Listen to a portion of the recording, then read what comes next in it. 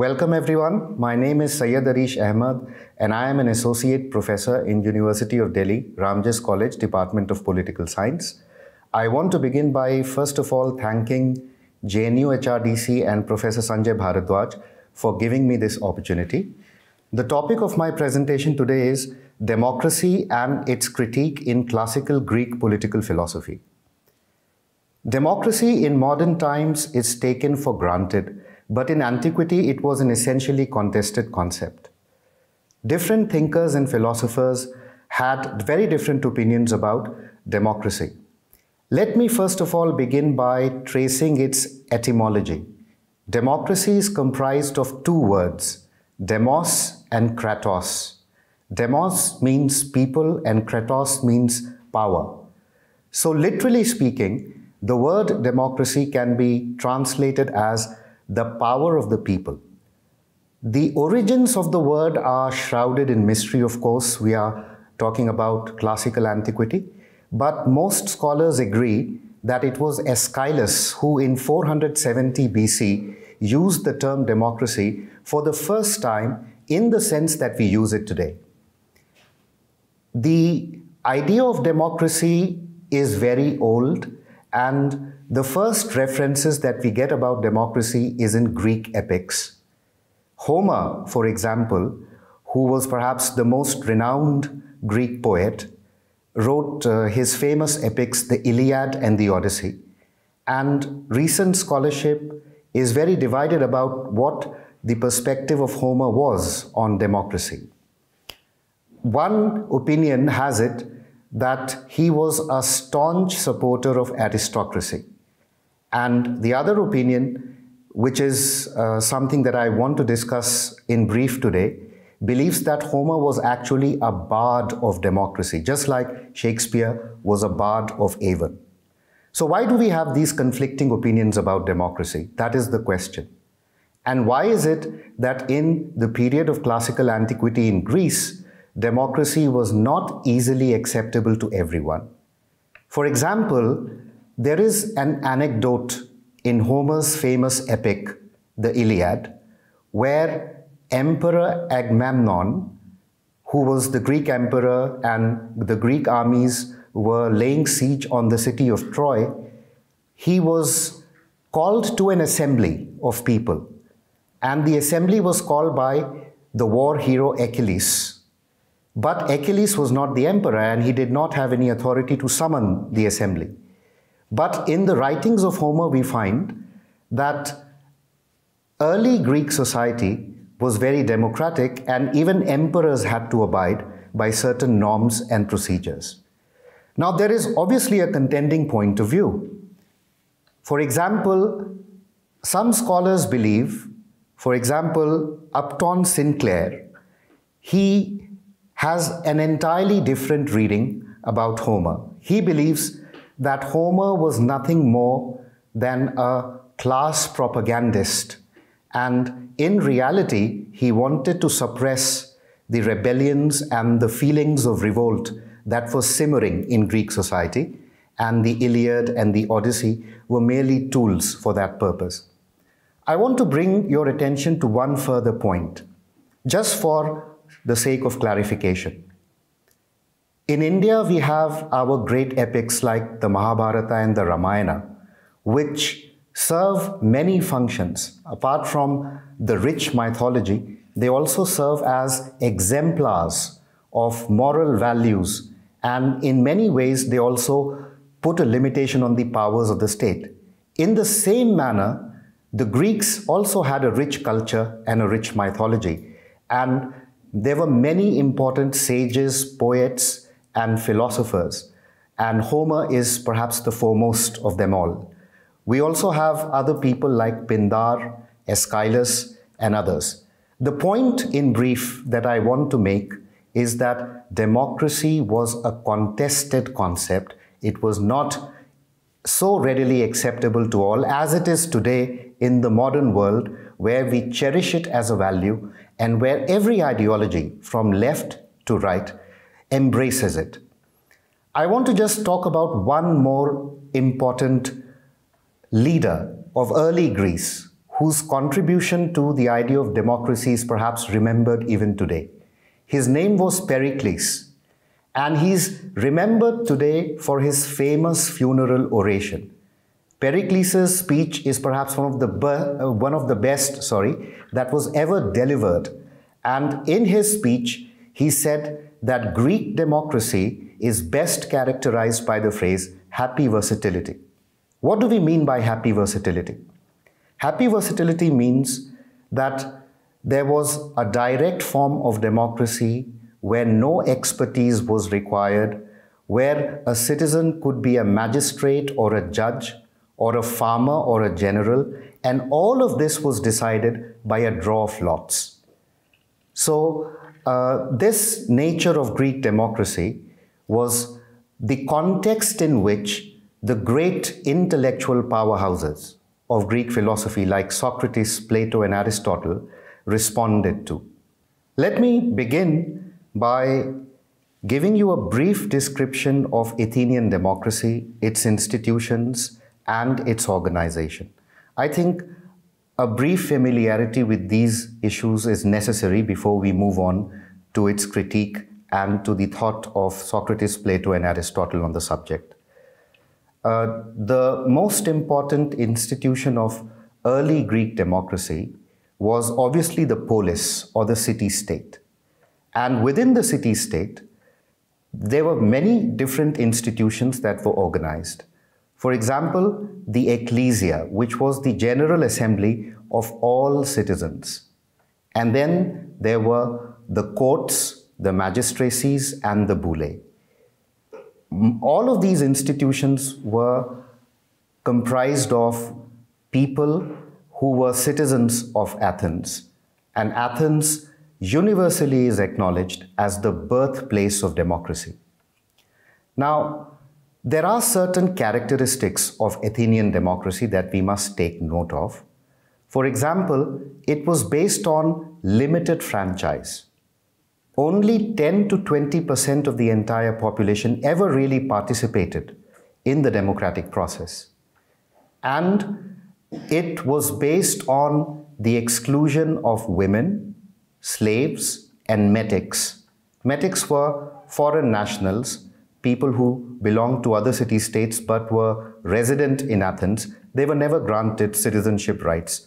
Aristotle is one great example.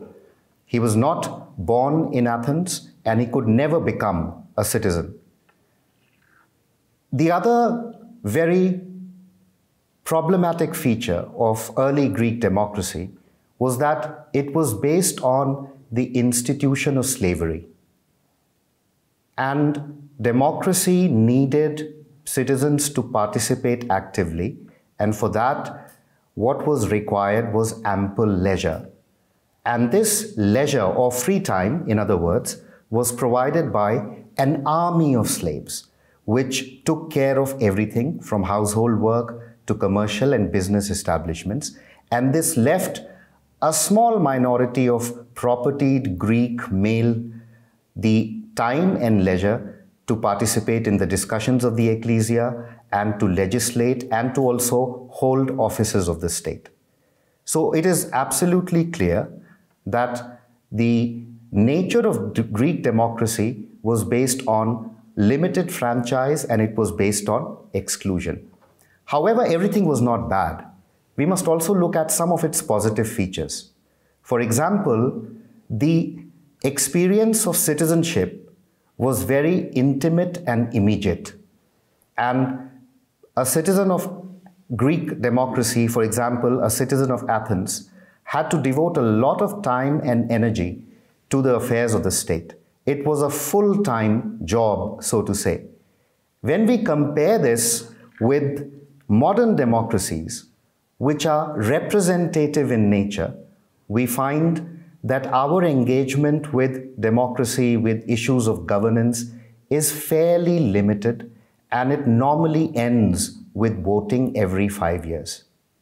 So, comparing Greek democracy to modern democracy, we find that the nature of citizenship was entirely different. It was immediate and it was very intimate, and Greek citizens actually had to fulfill their duties, and the whole idea of democracy was largely based in taking up responsibilities and fulfilling one's duties.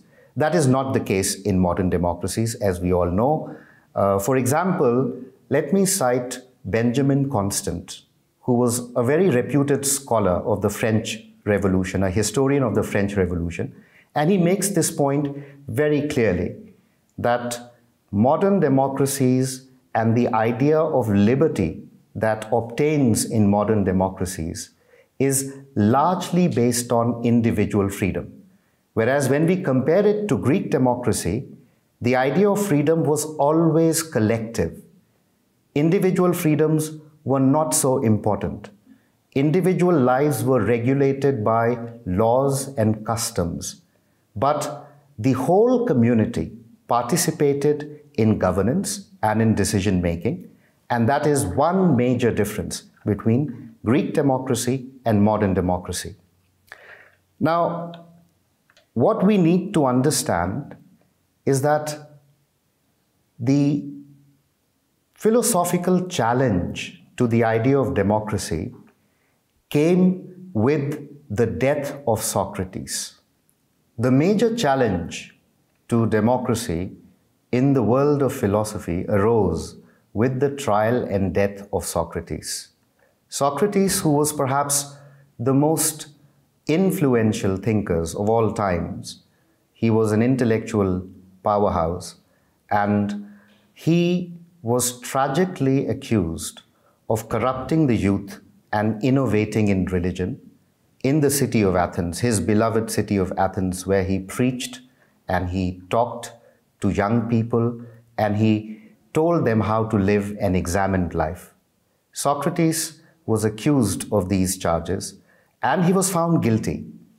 And eventually, after a long and protracted trial, the democratic regime in Athens found him guilty on all charges, and he was sentenced to death. This is a major milestone in the history of Western philosophy, and the death of Socrates is sometimes compared to the crucifixion of Christ. The most important disciple of Socrates, who is, as we all know, Plato, wrote an entire dialogue on the question of trial and the sentencing of Socrates. And this dialogue was called Apology. It is known as Apology. And very few people know that even Mahatma Gandhi was greatly inspired by the life of Socrates. And he translated this dialogue into Gujarati.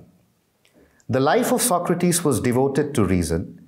He was opposed to convention as the basis of morality and the good life. And democracy, in any case, was based on the idea of convention, agreement, dialogue. Socrates was bitterly opposed to that. The greatest philosophical opponents of Socrates were the Sophists, many of whom were Democrats by inclination and ideology. Let me give you one example. Protagoras believed in the principle of homo mensura. Translated into English, it means man is the measure of all things. And it is not difficult to infer that this principle would lead to ethical relativism. Socrates, on the other hand, believed in mathematical certitude. He believed that ethical principles and moral principles must be unchanging, permanent, and eternal. And therefore, this ideological rift between Socrates and the Sophists, Protagoras was a Sophist, was one major reason why Socrates could never accept the democratic regime and the philosophy upon which it was based. Now, we must also remember that Socrates laid the foundations of a rationalist and political philosophy. His influence was so enormous that the world of Greek philosophy is characterized as pre-Socratic and post-Socratic. So as I was telling you, Socrates was found guilty and he was sentenced to death. But the story does not end here. Socrates had the option of choosing exile, but he refused to do so. And he drank the hemlock, the poison, and he had to sacrifice his life. Now, the interesting thing here is that Socrates sacrificed his life even though his friends were urging him to choose exile, because he wanted to uphold the majesty of law, as he said, within quotes. And he stumbled upon a perennial problem in political philosophy, the problem of reconciliation between freedom and authority. Socrates did not want to give up on his freedom of preaching and believing and thinking freely, but at the same time, he did not want to give up on the constitutional sanctity of his city-state. Socrates felt that it is the duty of every citizen to follow the constitution. And because there was no reconciliation possible, Socrates chose to embrace both. He died to preserve the majesty of law. And I must also point out here that the problem of freedom and authority is something that most thinkers after Socrates have opined upon, and this has been a major theme in Western political thought. Let me give you very quick examples. Plato, for example, completely took the side of authority and sacrificed freedom. Aristotle arrived at a compromise between freedom and authority, his principle of golden mean or the middle path. Amongst modern thinkers and philosophers, Hobbes is a very good example. He completely overshadowed individual freedom in the name of sovereignty and authority. Locke, again, was a bit of a compromise between freedom and authority, and he argued for a limited government. And Rousseau, curiously, was someone who tried to achieve both in his seminal concept of the general will. So we now understand the importance of Socrates and the influence he had on later political thinkers. However, the most influential political thinker that followed Socrates was his own disciple, and he had an axe to grind. For Plato, democracy as an institution, as a system of governance, was full of perils. Mediocrity, factionalism, corruption, nepotism, and instability. These were amongst the many problems that Plato listed with democracy. According to Plato, the fundamental contest was between knowledge and opinion, and democracy is based on opinion. It is not based on knowledge, according to Plato. Plato felt that statecraft or ruling requires wisdom, and only philosopher kings possess that. Now, many of you might know that in Plato's Republic, there is an elaborate system of education designed for producing philosopher kings, and the whole society is divided into three classes based on the element in their soul. And democracy obviously cannot work in Plato's entirely rationalist system. Plato also uses the argument from techne, which essentially is the root of the word technology, which means expertise. And Plato felt that just as a cobbler needs to be skilled at shoemaking, and as a shipbuilder needs to be skilled in shipbuilding, rulers must also possess expertise.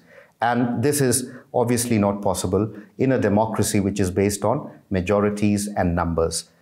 The ideal state of Plato, or Callipolis, promised to achieve justice not just in the individual but also in the city.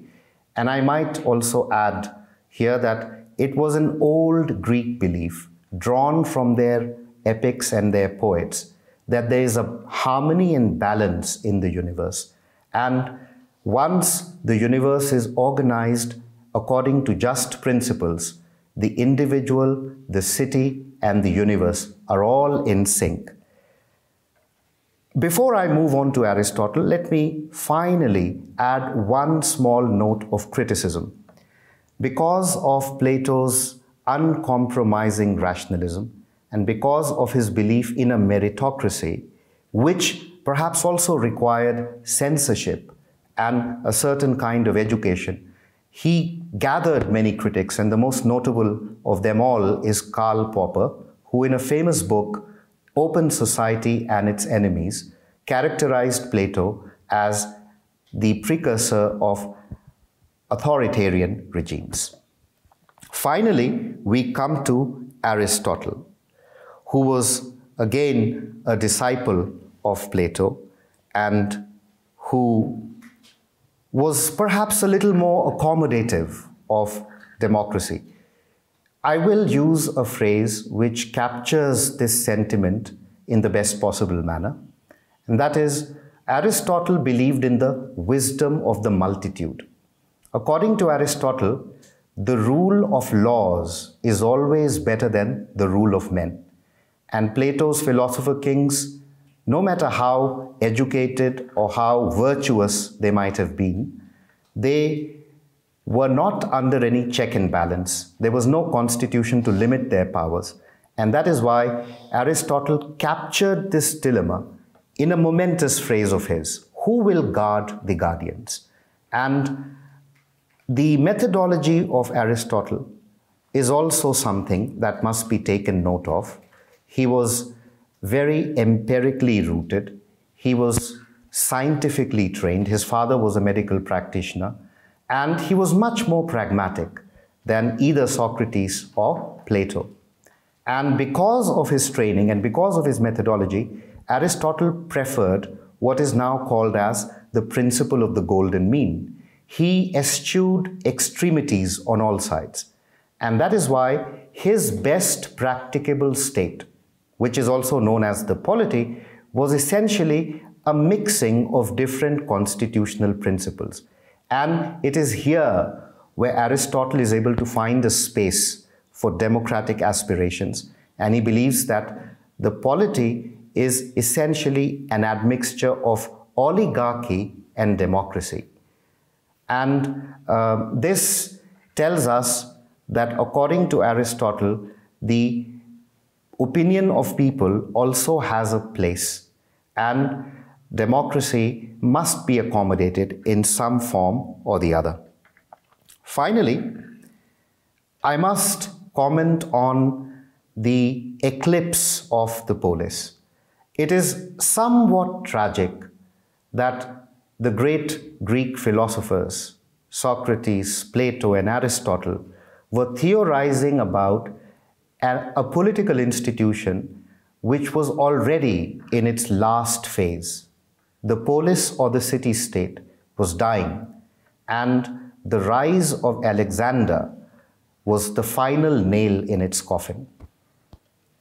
It is worthwhile to also note that because of the intellectual genius of these three great classical philosophers, democracy became a slur for much of the classical antiquity and also in the medieval ages, except for a brief redeeming period that it enjoyed in the Roman Republic. To sum up, I can say that the problem of democracy was deepened because of the intellectual challenge it received from the likes of Socrates, Plato, and Aristotle. For Plato, for example, the whole concept of knowledge had to be built upon fundamental mathematical principles which were certain and absolutely true. Similarly, for Socrates, who was a rationalist, concepts had to be mathematically certain. Any kind of opinion or any kind of relativism was thought to be bad by these great philosophers, and democracy, by its very nature, was based on convention, opinion, and numbers. So there was this fundamental intellectual challenge to the idea of democracy. Now let me also add that although the polis as a unit of political organization was already in decline, but the ideas of Plato, Socrates, and Aristotle persisted, and the search for an ideal state, an ideal form of government, was basically the bulk of political theory after their time. The rationalist vision that Plato and Aristotle in specific had made it impossible for any kind of divergence in opinion. And the fundamental questions that were raised by later philosophers and also philosophers who belonged to the medieval age largely followed the pattern that Plato and Aristotle had set. It is not without reason that Plato is renowned as the father of political philosophy and Aristotle is renowned as the father of political science. That is one reason why, according to Plato and Aristotle, democracy could not entirely fulfill the aspirations and it could not help citizens and individuals attain their full potential. The purpose of Greek thought generally and broadly was to ensure that every individual achieves his or her full potential. And that is not possible if the individual is not in sync with the city. And the city meant for Plato and Aristotle the city-state, which was the only unit of political organization that these three thinkers were concerned with. And finally, as I said in the beginning, the whole ancient world sees a very huge debate and a contestation over the relevance and the necessity of democracy. This is in stark contrast to the modern world where democracy is taken for granted. If I were to use a very famous phrase, it is almost like a hat that has lost its shape because everyone wears it. Although this particular phrase was used for the word socialism, I believe that it is equally apt to describe how democracy is today in the modern world. One final point before we conclude the presentation today is that when we compare modern democracies to ancient democracy, a striking feature of ancient democracy is that it is intertwined with ethics and morality. There is a certain telos to the whole idea of democracy, and that is entirely missing in modern day democracies and modern day republics. The whole unit of the polis was based on all-round development of the individual, and the purpose of human life was to achieve to the fullest one's entire capabilities. Modern democracies, on the other hand, cater to a very different purpose. That purpose is maximizing individual freedom. Because there is no leisure in the modern world, because individuals are busy in bread and butter issues, they cannot afford to actually participate and have the immediate and intimate experience of citizenship. Now, democracy, although it was a variegated concept and it faced many criticisms in the ancient world, and the three giants of Greek philosophy did not have a favorable opinion about it. But if we were to look at the writings of Aristotle, he, being the most pragmatic thinker, tried to accommodate certain principles to make sure that the voice of the people is heard. I might also add that Aristotle had an acute understanding of class as the basis of any political regime, and he was absolutely interested in the stability of the state. What Plato and Socrates could not understand was that utopias do not actually work in the world which is populated by real and empirical men. Aristotle understood that unless aspirations of the middle class, the poor and the rich are synthesized properly, it will not be possible to have a stable political order. To that effect, Aristotle perhaps is someone who is able to defend certain aspects of Greek democracy. With that, I would like to end my lecture. Thank you.